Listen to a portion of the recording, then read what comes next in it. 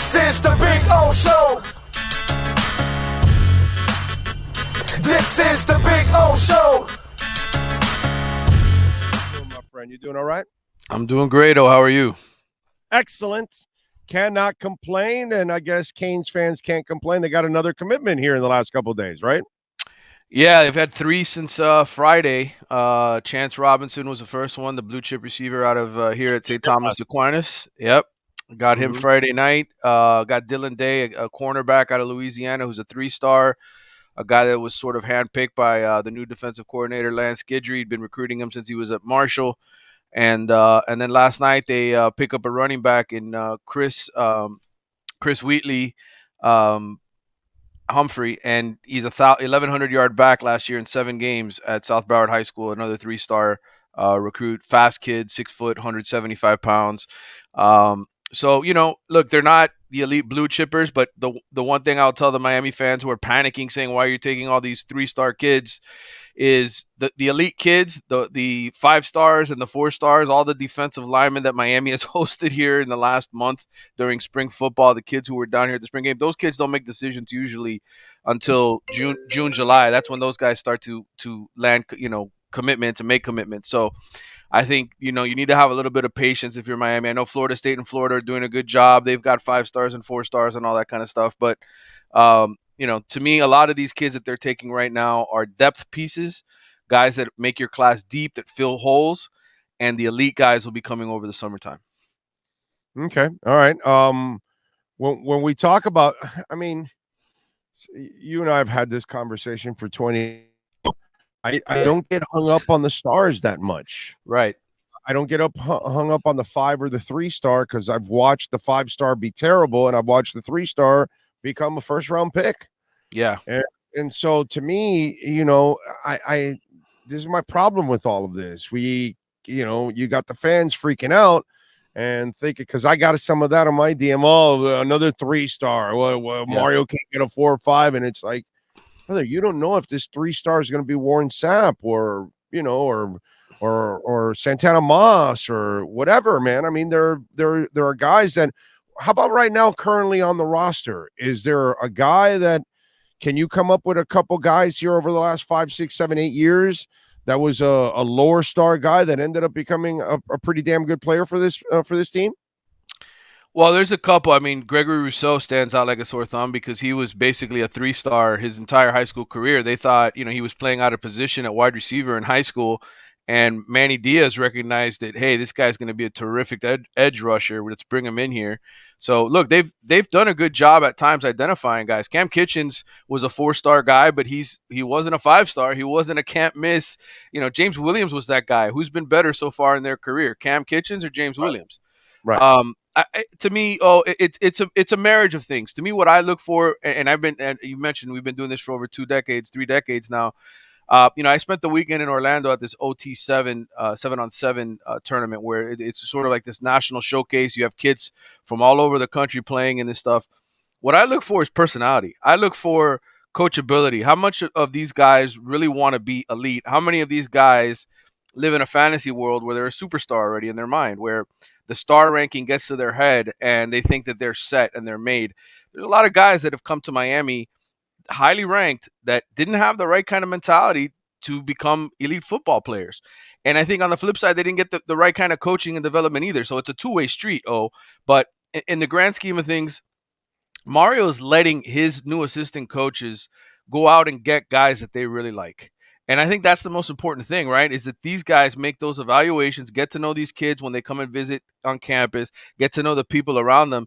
And then if they have the confidence to say, we want you here, we want to take your commitment, let them do that. Let these guys work. Let Tim Harris Jr., who knows this city really, really well and has coached at FIU and UCF for a while. By the way, he's done well. Tim Harris Jr. has done a pretty good job at both places as a coach. Let him work. Let him pick the kids that he wants. Let Lance Guidry, your defensive coordinator, who just had a monster season with a bunch of no-names at Marshall, let him pick some guys that he thinks can do a good job. Let your new offensive coordinator, Shannon Dawson. You don't get Aaron Nolan, okay? Disappointment. You want the 5-star elite can't miss kid. Let him pick Judd Anderson if that's who he really likes, if he really thinks he can develop him and make him special. I don't mind taking a few of those guys, but I think in the long run, you do want more of the best players, and you do want more of the proven commodities, because I think nowadays it's a lot harder to find a diamond in the rough than it was before. All of these kids are exposed. The film is everywhere. The best of the best usually rise to the top. But to me, what I look for when I talk to these kids is personality. Can they be coached at college? Will they do their job when they're in college? KJ Osborne. Yeah, that's another good one. 2 stars. Yeah. 2 stars. Transfer from Buffalo, who, he kind of had to go prove himself in the MAC first, and then Miami found him through the transfer portal. I mean, there's a lot of ways that you can develop guys nowadays. I think that 2 stars, and he's an NFL receiver. There's no doubt. Look, college. Yeah. Screw college. He's an NFL receiver. 2 estrellas. Right. David Njoku, who was one of the last first-round picks, was an Al Golden recruit out of the state of Virginia, if I'm not mistaken, with the state. And I think he was a 3-star guy. And he ends up being a first-round pick, to the Browns. I know he hasn't had a spectacular NFL career. He's been kind of hit and miss at times. But the guy was a first-round pick, and he was a 3-star. There's plenty of examples. I think what the fans have to do is, let Mario do his job. Let's see how they look this year. Let's see how they develop this coming season in year number 2. When now there's no excuse anymore. These are his players now, right? I mean, he's between the transfer portal and everything else. He's flipped this roster pretty significantly. Year 1, it's tough. You're coaching another guy's players. Year 2, a lot more of your guys on the roster. Let's see how they look this year. What else is going on in the recruiting circles at this moment? Well, look, there's a lot of guys that they're in on that are sort of lower tier guys. 2 names to know: Juan Minaya, who is a unranked offensive tackle out of Paramus, New Jersey, Paramus Catholic High School. He's 6'6", 315. Kind of reminds me a little bit of Frankie Tinalau, who they signed in the last class. That was the Australian kid that they signed last year and got committed early. Similar type player, a lot of potential, a lot of size, a lot of strength. But raw, and I think he could be a commitment here in the next couple of days. I think Isaiah Thomas, a safety out of Clearwater Academy International. He's a 3-star kid, originally from Toronto, 6'2", 205. Another sort of handpicked guy by this coaching staff, guys that they just like and they want to make sure are part of this class. So I think those are two names to know. Again, the elite kids, all those guys that everybody wants, the 5 stars, the 4 stars, the David Stones of the world, Justin Scott, JoJo Trader, those guys are going to make decisions over the summertime. Some of it may bleed into the fall. Some of them might be waiting to make decisions at the All-American Bowl, things of that nature. Those things will happen with the more elite players as time goes on. But for now, those are the other kids that I just mentioned. Those are guys that I think you should have eyes on. What do I not know about Isaiah Wong and why he declared for the NBA draft? What is it that I don't know? Because I think he just made a mistake. Well, I mean, this is one of those things. You either have it or you don't, right? You either have the goods. Look, I'm a firm believer, at least when it comes to baseball, right? I can talk about baseball in this regard because I covered it for 7 years. I was around minor league players. If you don't have it by your 2nd or 3rd year, if you're not an elite hitter by then, or you're not an elite pitcher with elite stuff, you usually don't develop into that guy. Isaiah Wong was the ACC Player of the Year this year. He took a step forward. He took Miami to the Final Four.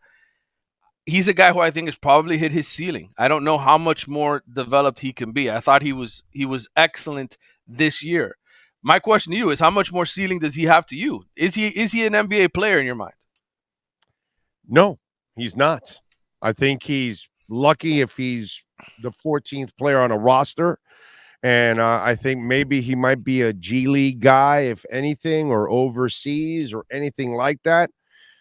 Here's my problem. Again, I don't have all the facts, so I'm wondering if there's something I don't know. But here's my problem with all of this. Mm-hmm. Okay, so when a specific running back for the University of Miami, who had a couple of knee injuries, was a little overweight coming out of Coral Gables. Yeah.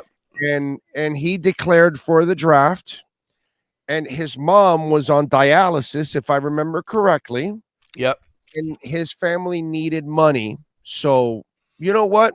It was the best thing for him to do at that moment, even though he still had something to prove, because he actually if people really think about it, they never really saw the back that the Cavaliers fans saw.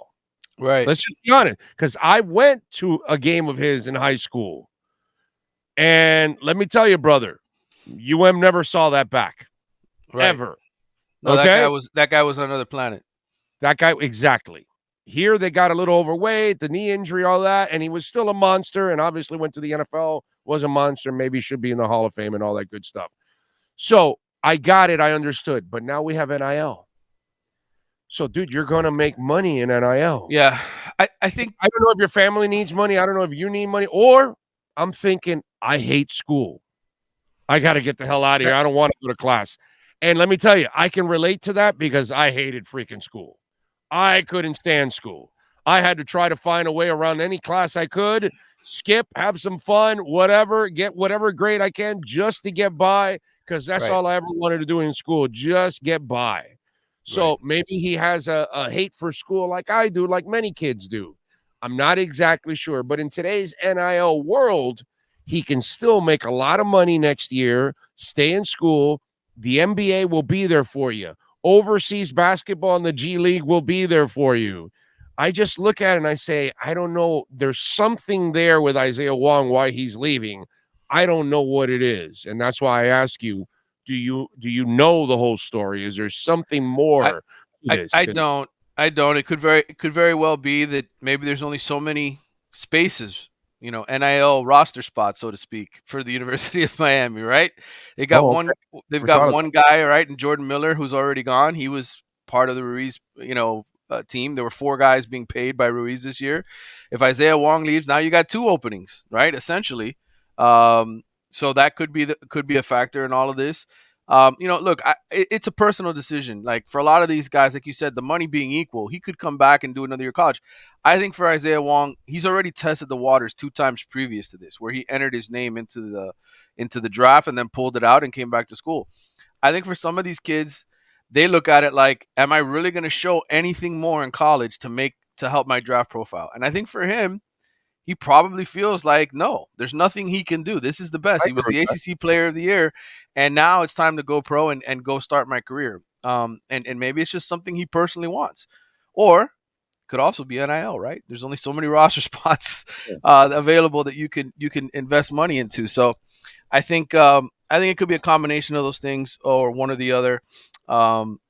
I wish Isaiah well. He helped Miami to the Final Four. He was the ACC Player of the Year. Maybe there were other guys on this team just as deserving of that ACC Player of the Year award, like Jordan Miller, or even Norchad when Norchad was on. But hey, look, kudos to Isaiah for a great career at Miami, and wish him the best. Yeah, no, I wish obviously, and you could tell he's a fantastic young man and a quiet kid. You can tell and all that. It's just, man, stay another year, bro. You went to the Final Four. Who knows? If they can actually recruit another big man or two to add a little size to that team, right? That could be a really scary team next year, man. I think we look at it through the eyes of the fan, right? Like, hey, look, this is what's best for the team. You have a chance to be special. Come back for that reason.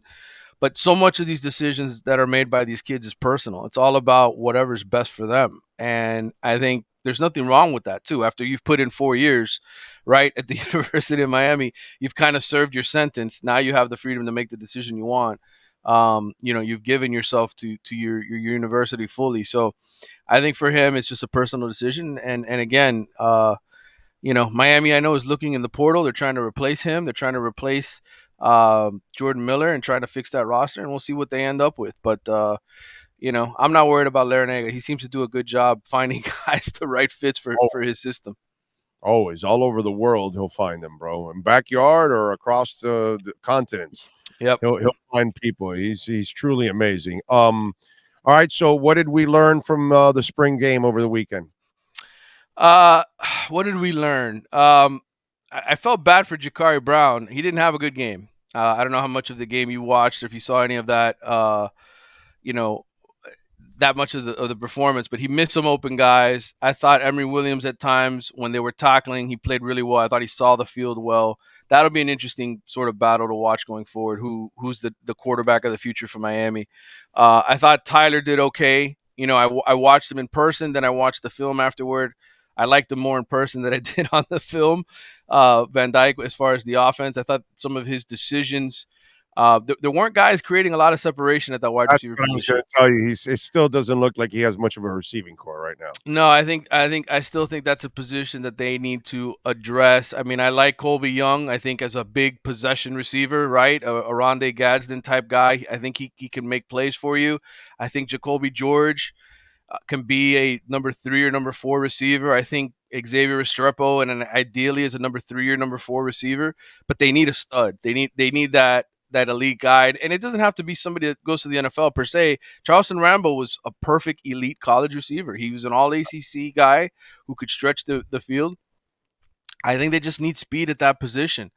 Ray Joseph flashed. I liked him.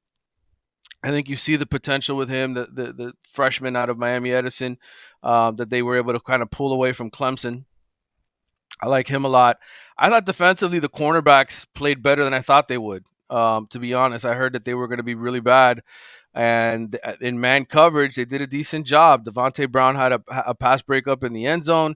I thought this kid Daryl Porter Jr. I know he got beat on the touchdown in the first half, but he knocked away a couple of passes, had a couple of PBUs, and obviously Ruben Bain at defensive end. You saw the 3 sacks that he had, the freshman. You see the potential there. A lot of guys out. Javian Cohen didn't play. He kind of tweaked his knee. Inez Cooper, I don't know what his situation was. He didn't play either. So you didn't have the 2 starting guards in the game.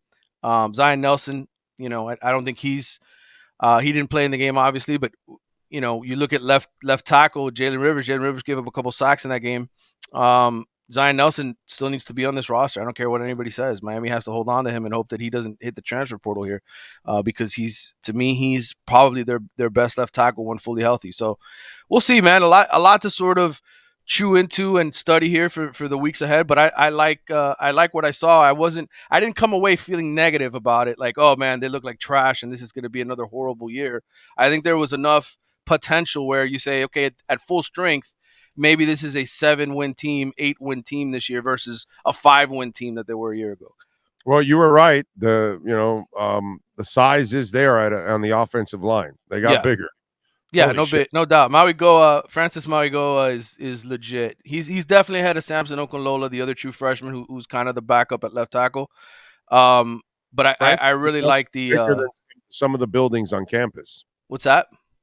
Francis is actually bigger than some of the buildings on campus.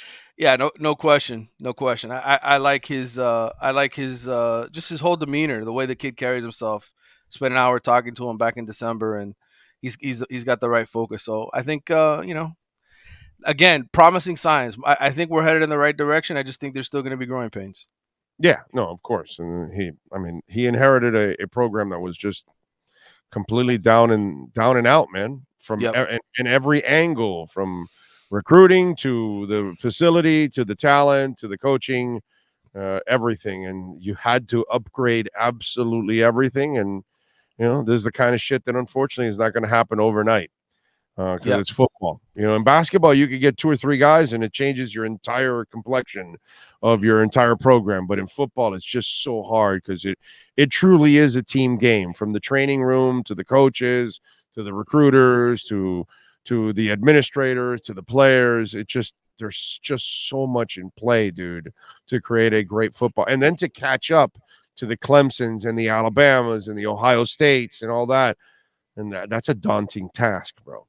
They're so far ahead, though. That's the problem. I think you go back and you look at the Alabama-Miami game from 2 seasons ago, that opener, right? I mean, they just totally outclassed in every, and that was supposed to be a good Miami team, right? With De'Aaron King coming back and some of the weapons that they had added. It felt like, that team would be able to turn the corner at some point, and they just got shoved backwards completely. And, I think that's a fair question. If you're a Miami fan and you want to judge Mario Cristobal, it's when can they get on the field with an elite team and look like they deserve to be there? Right. that's how you can tell when Miami's headed in the right direction. And I think he's building it from the inside out with offensive line and defensive line. This year's big for defensive line. He's going to recruit a bunch of studs on the defensive line. They're going to pay for a bunch of studs on the defensive line. Whatever it takes to bring those dudes in, NIL, everything else, that's where the resources are going. And I think you're going to see them get some good players here, but it takes time. It takes those guys bringing them in, coaching them up, getting them in a system. And then once you do that, you can find the elite receivers and quarterbacks and all that. Those guys will start to come because they want to come play and be a part of that. Will the Cavender twins be paying for NIL for players since they have so much money? Well, they could certainly help the basketball team, right? I mean, you figure they can give back a little bit. Yeah, they produce so much damn money. I'm figuring, you may want to help out Katie Meyer there with a little NIL action, down the line. I'll tell you, boy, they are. Those business ladies are ass kickers, man. They're on top of it, brother. All right, what do you got going on the athletics so folks can check you out? Yeah, just some recruiting stuff. Like I said, I came back from that OT7. I talked about, 40 kids that were there, took pictures, did all kinds of reconnaissance work, as I like to call it, getting to know some of them, get a feel for where they're really going. One name for Miami long-term that I really like is Zaquan Patterson. He's a top 100 player, safety out of Hollywood Chaminade. He got his career started with DeMarcus Van Dyke. DeMarcus Van Dyke was his first coach at a Miramar AYFL, and really talented kid, man. He just helped his team win that tournament. He plays safety, and yet he was out there at receiver catching touchdowns left and right. Just one of those guys that bleeds Miami. Kind of reminds me of Cam Kitchens a little bit. And I think he'll end up a Hurricane, but we'll see. But writing about him and so many other guys that I like from watching out there. Follow him on Twitter at Manny_Navarro, and more importantly, subscribe to The Athletic so you can keep up with anything and everything going on with the Miami Hurricanes program. Manny, as always, thank you, my friend. We'll catch up on Friday. Good talking. I'll talk to you soon. Thank you, sir. There you go. Manny Navarro and our Canes wear Miami Hurricanes report.